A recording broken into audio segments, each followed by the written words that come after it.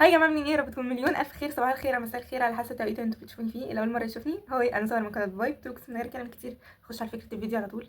في كميه حاجات عايزه احكيها لكم، ونعمل فيديوهات وكميه افكار فيديوهات كتيره موت.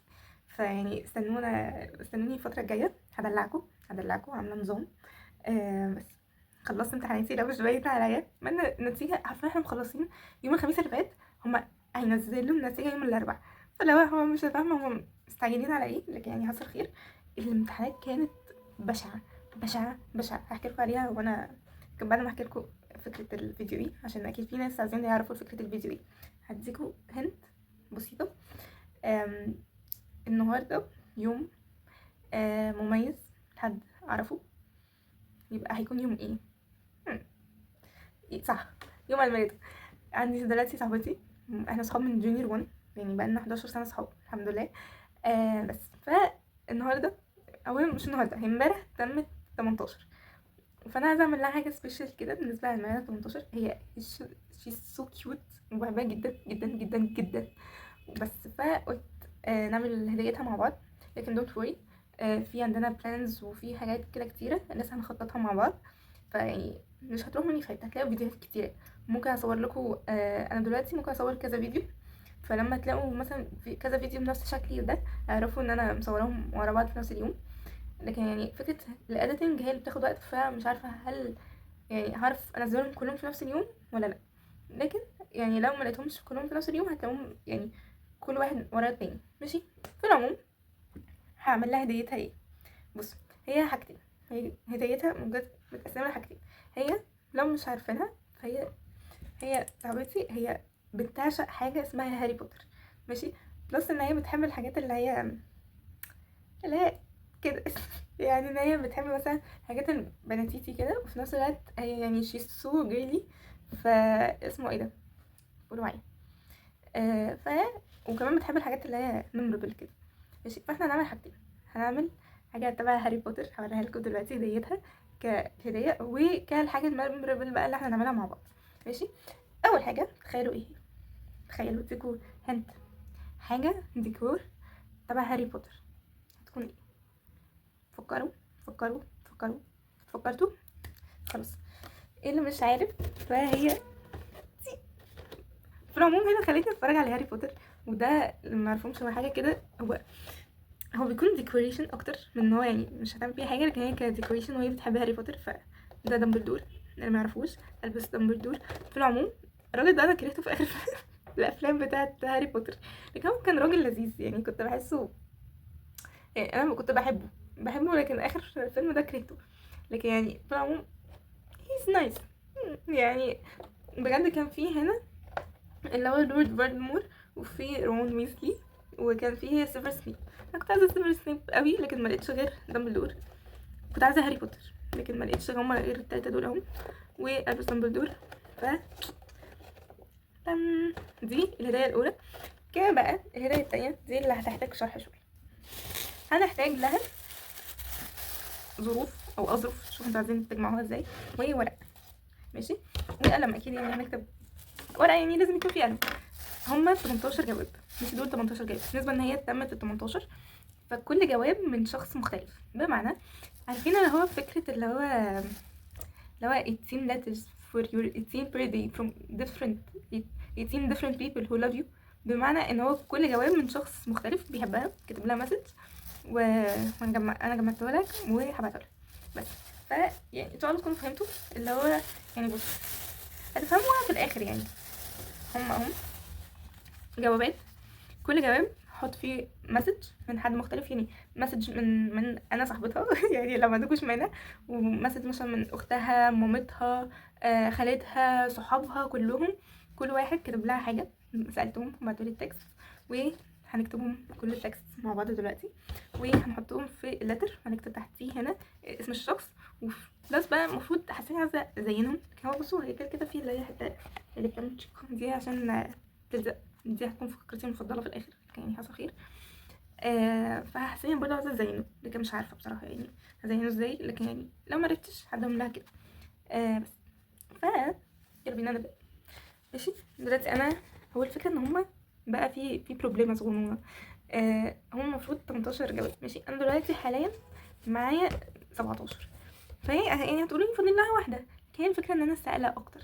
يعني انا في مثلا بتاع 3 سالهم على الانستجرام بس انهم يردوا عليا، او 4 كمان، 4 سالهم على الانستجرام، بلس ان كانت اختها لسه ما كتبتلهاش، وفي خاله كمان، في بنت عم، بنت خاله. انا مش عارفه اعمل فيهم ايه، لكن يعني ربنا يستر، ربنا يستر. انا ممكن اسيب اللي هو جوابات في الاخر اللي هو ما كتبش اسامي قوي، فان هو الشخص اللي هو مش قريب قوي يعني مش لازم، فاهماني؟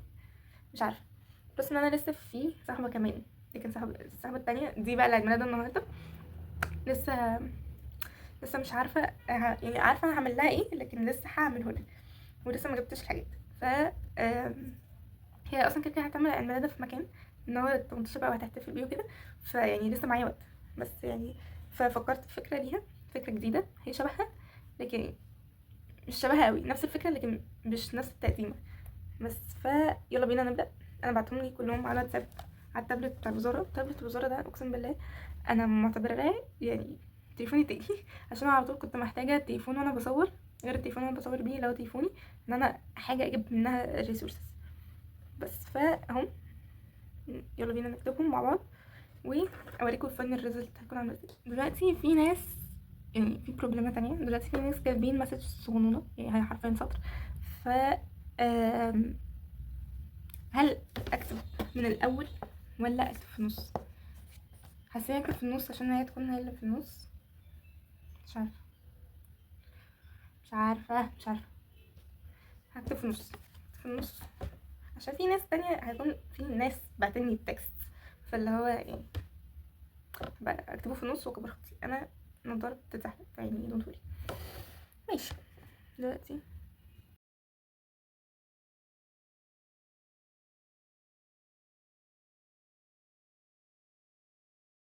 بالنسبة لنا ان في ناس كتير بعتن لها قلوب في التكست وفي ايموجيز. بصراحة مش عارفة اعمل ايموجيز، عارفة اعمل قلوب بس اعمل قلب بالاحمر، ومش هلونه بصراحة يعني، عشان في انا فكرت ان انا اخلص 18 لترز دلوقتي دي اللي هو مش قادرة.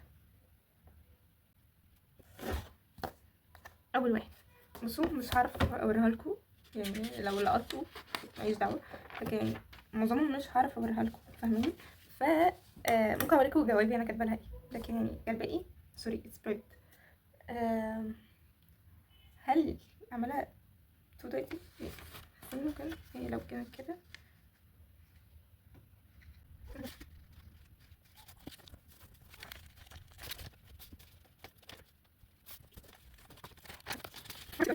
فيرست فيرست فيرست لتر فينيشت.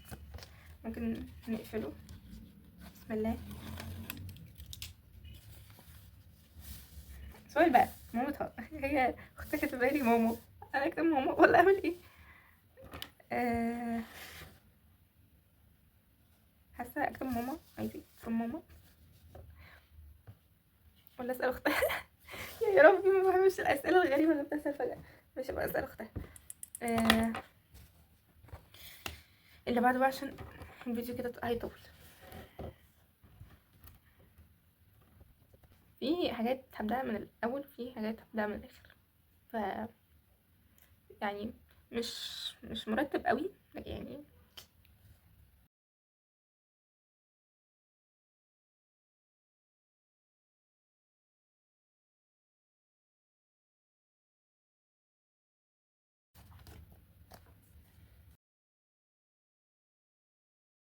حاسة بالخيانة.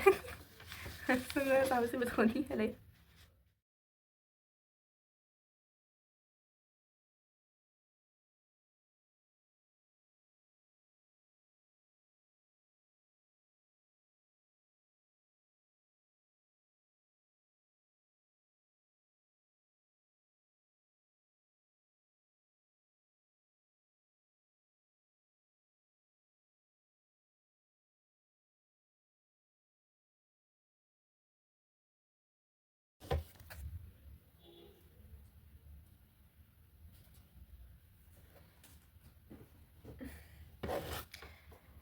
ماشي بص، هاخد بريك، اروح اخلص دول وارجع لكم واوريكم الفاينل ريزلت عشان الفيديو كده هيطول مني موت. بس باي واشوفكم بعد شويه. هلو. احنا في اليوم اللي بعديه. لكن احب اقول لكم ان انا الحمد لله خلصت. هتقولوا انت كل ده كنت تكتبيهم؟ اقول لكم ابسولوتلي لا. كان فاضل 3، لكن ال3 دول انا كنت عايزة ان هم يكونوا حد قريبين بس، يعني فاللي هو كانوا لسه في ناس كنت عايزاهم يكتبوا مكتبوش، فاستنيتهم بعتوالي وكتبتلهم. ده شكلهم الاخير. هو بس مكتوب اللي هو مش شخص تحت، اللي هو حط عليه صغير. يعني استنى، عندنا مين؟ فين انا؟ اه، هو مش عارفه هتبان لكم مقلوبه ولا لا، لكن هو يعني فروم اسم الشخص وخلاص. وقلب جنبه بس على حسب القريبين بس اللي هم قلب، يعني العيله وانا وكام واحده صاحبتي بس قريبين، والباقي لا يعني سوري. انتوا بس صحابي مش حاطلكوا قلب. بص، هنبدا بالعيله، نرتبهم من العيله يعني كده. عيلتها الاول نحطهم جنب بعض. بعدين بالنسبه لنا صاحبتها اللي عامله فكره هحط اسمي ورا عيلتها. وبعدين صاحبتها برضو، يعني برضو على حسب جواب. فهو في جوابات بجد كانت طويله قوي، وكان في جوابات اللي هي مش طويله لكن قريبين، الناس قريبين ليها. فكده حطيت اسم صاحبتنا التالتة كانت عامله لها جواب فكده. فهم دول ماشي. دول 18 بت اهو، احنا كلنا اهو دول 18. لكن بقى بالنسبه لنا هو في ناس طلعوا اكتر، يعني انا كنتش لاقي حد، فجاه لقيت ناس كتير ف حطيت الباقي جوابات هنا. يعني هنا لغايه دلوقتي في بتاع كام واحد، 2 3 4 5، في هنا 5. هكتب from lovers. لكن بس كده. وبعدين دول بقى بالنسبه ان انا خلصتهم، دول هلفهم ببتاع ده، هلفهم بالبتاع دي. كانت عندي البتاع دي من زمان قوي، فهلفهم. استنى،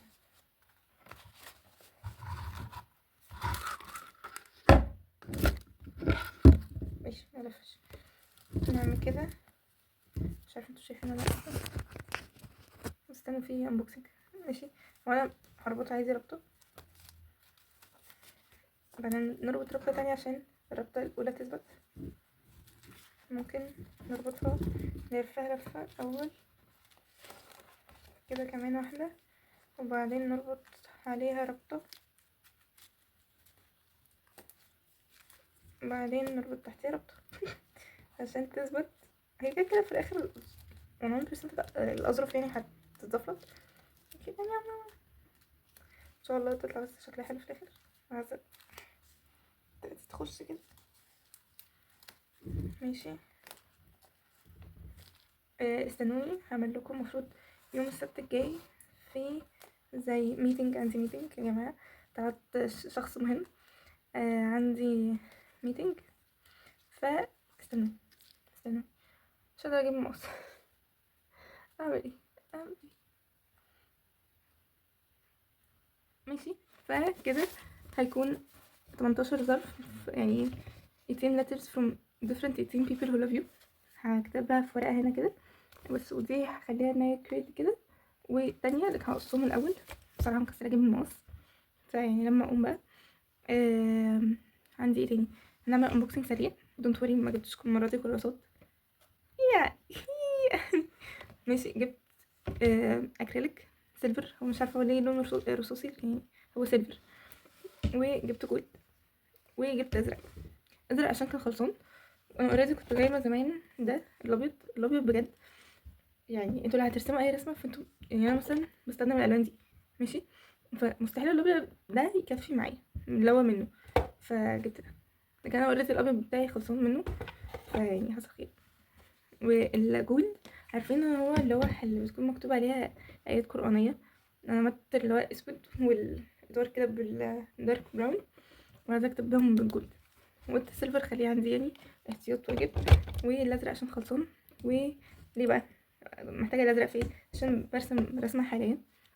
بصوا هي موضوع غريب ماشي، لكن يعني حاولوا تفهموني ماشي.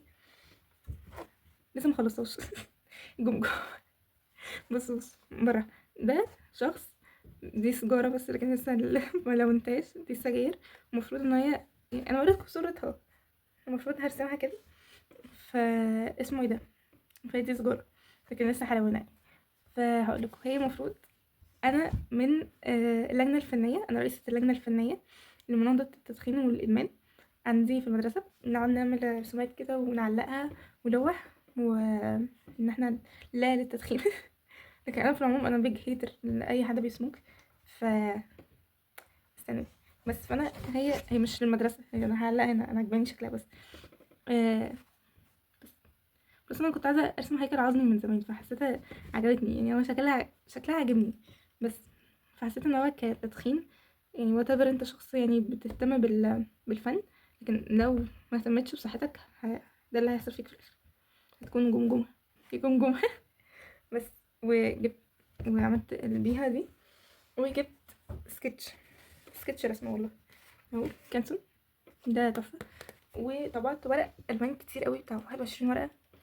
فهي للديكور، يعني هنعمل ديكور تاني غير دي، عشان كان الديكور بقى المفروض هحتفظ بيه لثانوية عامة، يعني دي ان شاء الله مكملة معايا السنة، لكن ثانوية عامة في الأجازة هشيلهم واحط الديكور الجديد. هو المفروض ان هي زي الرسومات. انا بقيت مؤخرا بحب العربيات بطريقة مش عارفة، لكن يعني اهو في دي بقى كتير بقى، انما كده مش هوريكم، مش دول ال21، مش كل دول. في برضو نيويورك، في دي انا عايزه الف العالم، في بوش، في السجاجيد دي شفت فيه لوحه وبعدين حاطين عليهم كده وكاتبين الصبر، فعجبتني جدا. ماشي. وبقى في بقى اللي هم زي قصايص بقى كتير، دول بجد قعدت فيهم 6 ساعات مثلا ببص فيهم. فاللي هو حاجات كده اللي هو بلاي ليست، شريط، جيتار، الكتريك جيتار، كاميرا، سلحفه. عندي ايه تاني بقى؟ دول حاجات كانت طفوله، فحاجات قصايص وكده. فاللي في دماغي ان احنا، ولا اقول لكم مش قايله لكم، هستنوا فيديو واحنا بنعمل مع بعض الديكوريشن. ماشي. مش هطول عليكم اكتر من كده، واقول لكم بحبكم جدا، ويا رب تكونوا استفدتوا يعني باي حاجه. يعني لو عايزين، بالنسبه للناس اكيد اللي داخلين الفيديو ده هيكونوا عايزين يعملوا هديه لاصحابهم، ان شاء الله تكون عجبتكم الفكره بتاعتي. بس ان شاء الله تكونوا انبسطتوا واستفدتوا باي حاجه من الفيديو ده. واحب اقول لكم بحبكم جدا، وباي باي، واشوفكم في فيديو جديد. سلام.